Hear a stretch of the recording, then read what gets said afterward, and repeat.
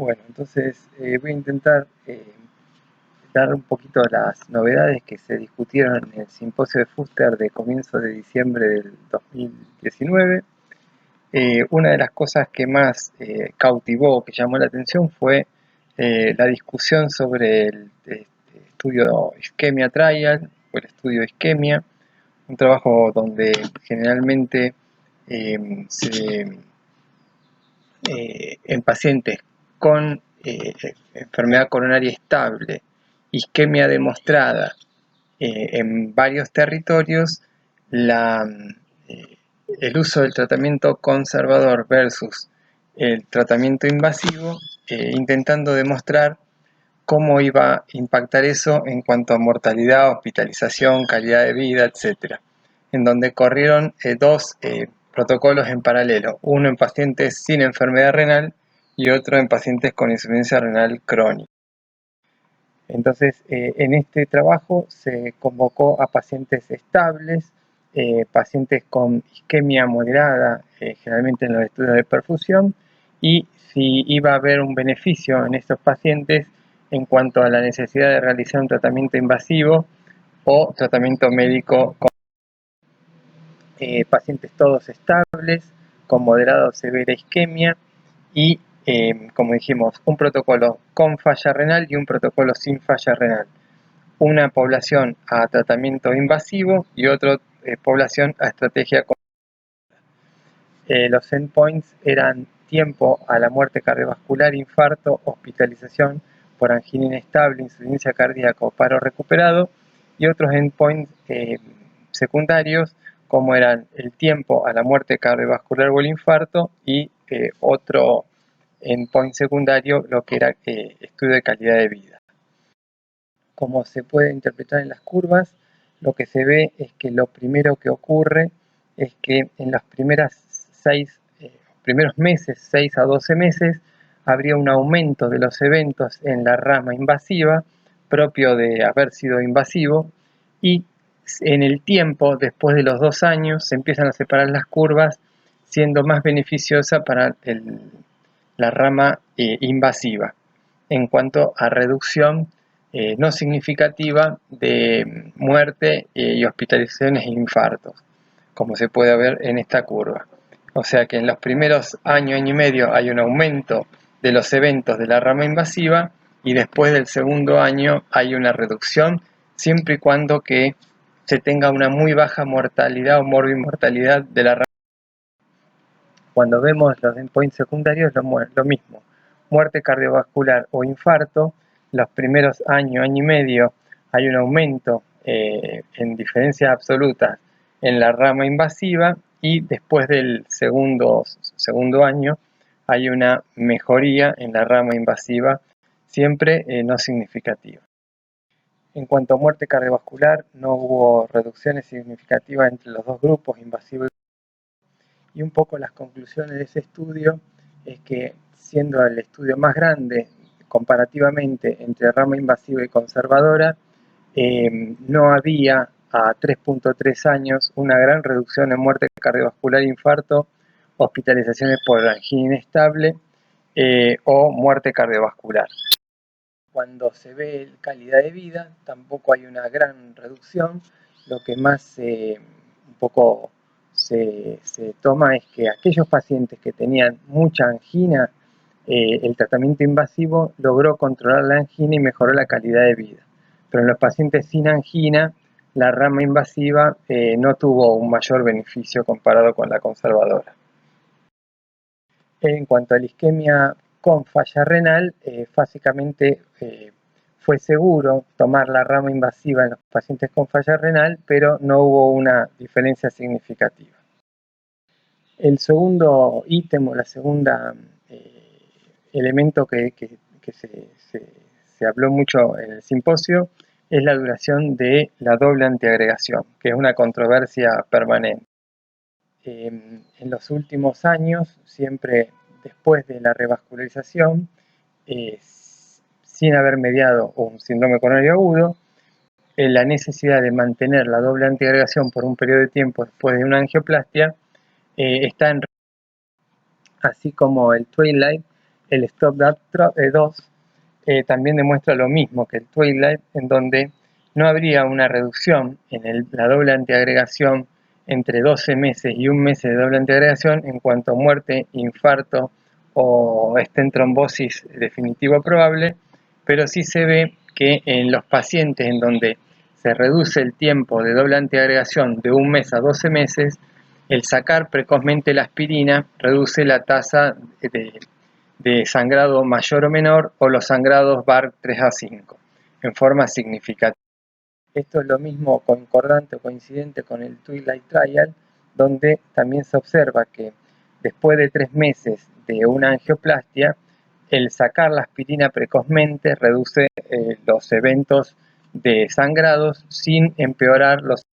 trombosis. Posteriormente también se dio lugar un poquito a la discusión de lo que es la insuficiencia cardíaca. A medida que la población va envejeciendo, cada vez hay más insuficiencia cardíaca con fracción de eyección preservada y como se ven en las tablas o en las curvas, la mortalidad y hospitalizaciones por insuficiencia cardíaca sigue siendo mucho más importante en aquellas con reducida que con presencia. Cuando se intenta ver la etiología de las cardiopatías o de la insuficiencia cardíaca, en un registro entre el 2005 y 2013, el GWTG Herfeller Registry demuestra que el 40% de las pacientes hospitalizadas por insuficiencia cardíaca tienen una cardiopatía no isquémica y casi el 60%, con 92.000 pacientes, es una cardiopatía isquémica. Cuando se observa, casi el 50% de los pacientes son hipertensos, casi un 30% idiopáticos, y después se divide entre pacientes con miocardiopatía post-quimioterápica, post-parto, heredofamiliares, virales o por abuso de sustancias. Cuando se hace la disquisición de qué miocardiopatía es la que se beneficiaría con un test genético, se sugiere indicar un test genético en aquellas con miocardiopatías hipertróficas, amiloideas, miocardiopatías dilatadas o peripartos y arritmogénicas, no sugiriéndose o no recomendándose el test genético en pacientes con miocarditis, con sarcoidosis o con Takotsubo. Aquellos que tengan no compactada está en un gris, modo de discusión. Cuando vemos entre los pacientes con insuficiencia cardíaca y fracción de eyección reducida, cómo estos pacientes de la reducida pueden ir avanzando a la preservada, aquellos pacientes con fracción de eyección recuperada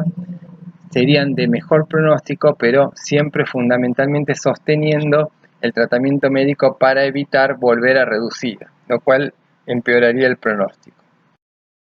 Siempre tratando de sostener el uso de los fármacos que mejoraron la expectativa y la mortalidad en los pacientes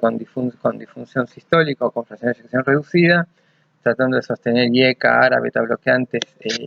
antagonistas de los receptores mineralocorticoides, y en el caso de los inhibidores de la neprilicina, lo mismo para tratar de evitar la activación del tono vascular,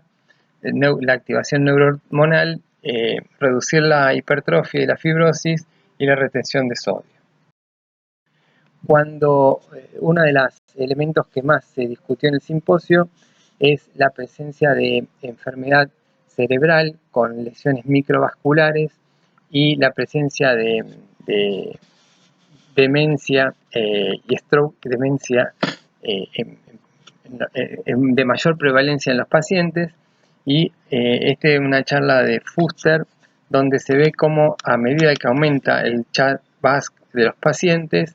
la necesidad, el no darle un tratamiento efectivo como sería la barra celeste es de muy alto riesgo, y cómo la administración de los nuevos anticoagulantes comparado con los anticoagulantes tipo warfarina son de mayor eficacia, sabiéndose que la warfarina y el acenocumarol podrían dar sangrados cerebrales aunque estén en rango terapéutico, es decir, aunque uno esté con un RIN de 2 a 3, la utilización de warfarina igual genera más riesgo de sangrados intracraneales, porque no tendría que ver con algo del rango, sino tendría que ver con algo del tejido cerebral. Cuando uno ve múltiples lesiones cerebrales silentes,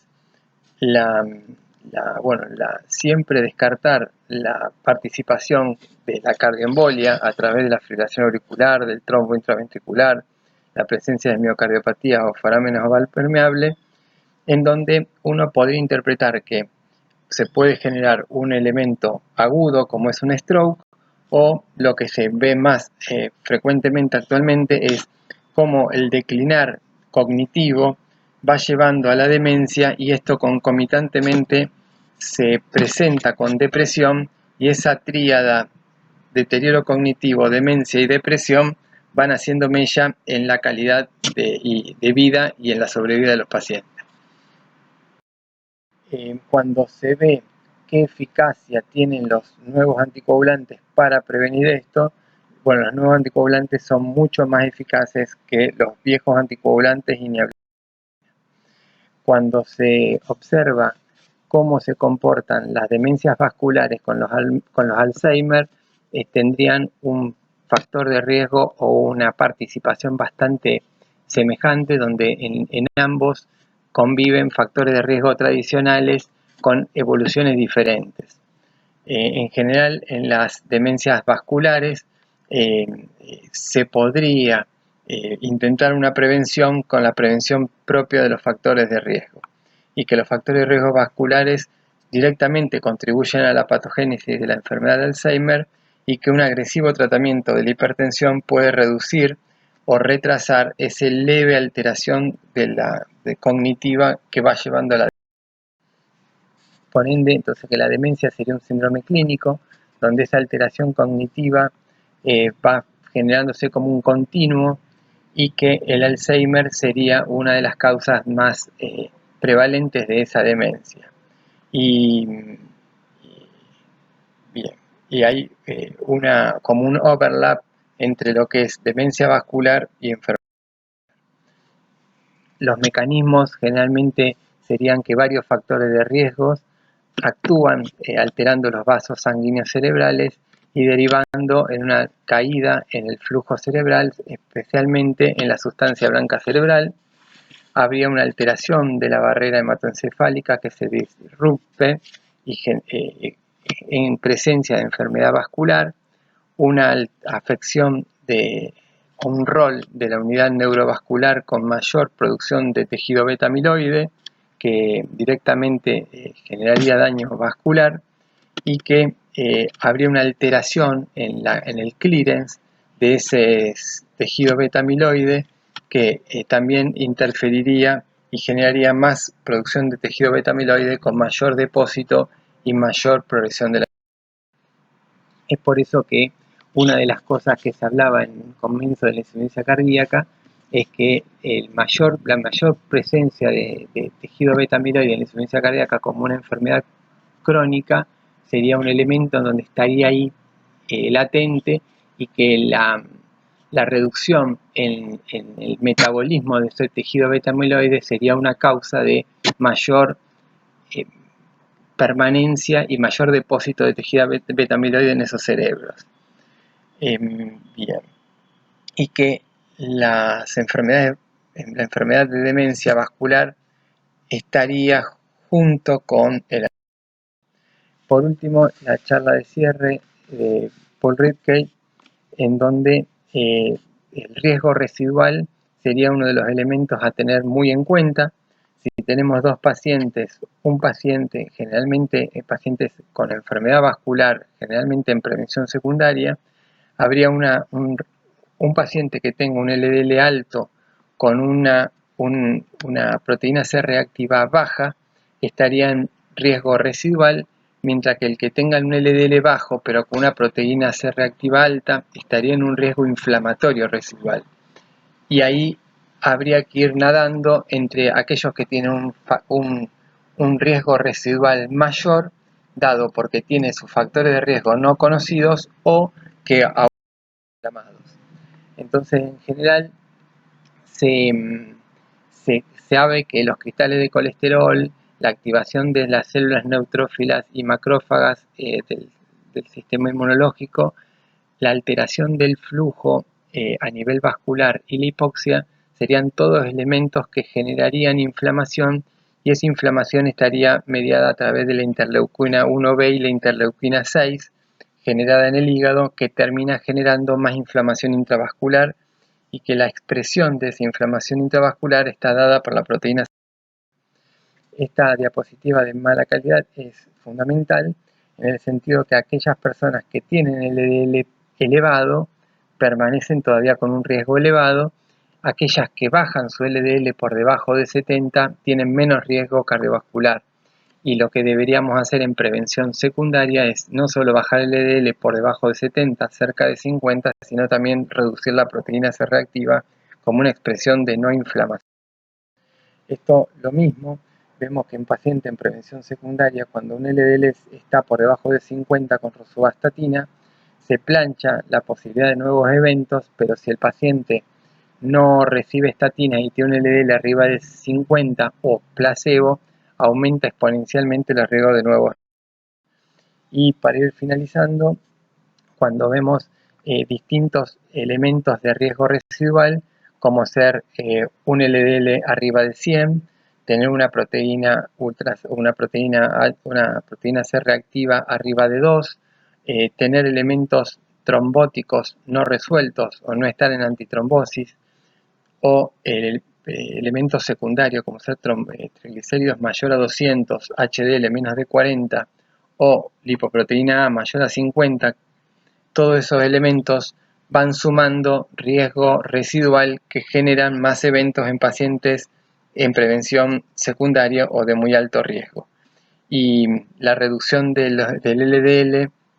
generaría, por el Improve-It, el Fury, el Spiro, el Odyssey, una reducción de los eventos, así como muchos de los nuevos fármacos antiinflamatorios que se están ensayando con el Cantos y el Colcott, donde se observa que la reducción de la proteína C reactiva con fármacos estaría indicando una reducción de eventos. Lo mismo con la reducción de triglicéridos con el Reduce-It, como vamos a ver ahora. En pacientes con leve a moderada hipertrigliceridemia y alto riesgo, el Reduce-It y los otros trabajos que están ongoing con la reducción de los nuevos, de los EPA, muchos pacientes randomizados reducen el riesgo cardiovascular y están intentando evaluar si esto tiene una expresión en caída de eventos. Esta diapositiva, que es una de las diapositivas finales, observa cómo en los pacientes, en la tabla de la derecha, cómo aquellos pacientes que persisten con LDL elevado,